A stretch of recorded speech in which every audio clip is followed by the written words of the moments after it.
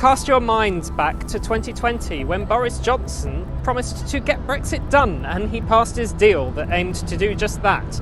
Fast forward 2 years and a bit, and it turns out Brexit isn't done. He's admitted that the problems in Northern Ireland with the Northern Ireland Protocol are a direct consequence of the deal that he signed and that he put through, albeit that the EU is actually enforcing. How dare they? How dare they? So what are the actual problems with the protocol, and what has Boris Johnson announced today via Liz Truss that he's going to do about it? So the problems are this. Northern Ireland Protocol is the thing that stops a hard border being on the between Northern Ireland and the Republic of Ireland, which is an EU country. There are no checks, there's nothing that happens on goods crossing that border, they can just drive straight over.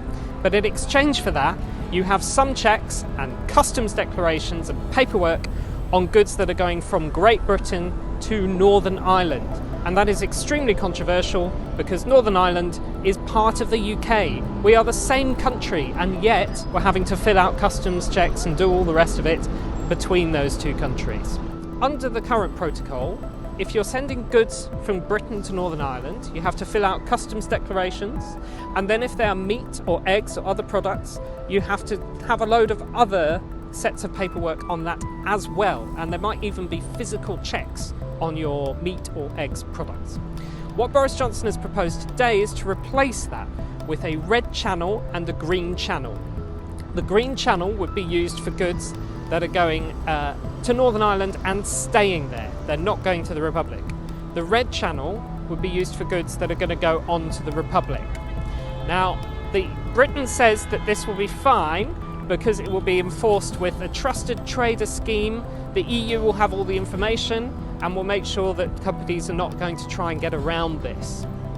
The problem is that the EU will say that this is an attempt by the UK unilaterally to rip up Boris Johnson's own Northern Ireland Protocol, which of course is not only Boris Johnson's, it's the world's now. It's international law.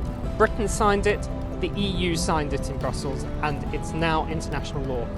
The government insists that this does not break international law. The problem is they haven't actually explained why it doesn't break international law. And the EU and Labour are quite sceptical about this and are demanding a full explanation. So what will actually happen when? We don't know really. There are a lot more details to this, but they haven't actually been spelt out yet. We're only getting a bill in a few weeks' time, and even then it might not be implemented if this is used as a negotiating tactic to get the EU to come over the line properly. So we'll know by kind of the summer recess in Parliament, end of July, what's going to happen next, and we'll know the details and why the government is saying this obeys the law. But there's one thing that this all means, however it ends up, it's that you thought we'd stop talking about Brexit 2-3 years ago. I'm afraid you are wrong. We have not got Brexit done, and you can prepare for a summer of Brexit.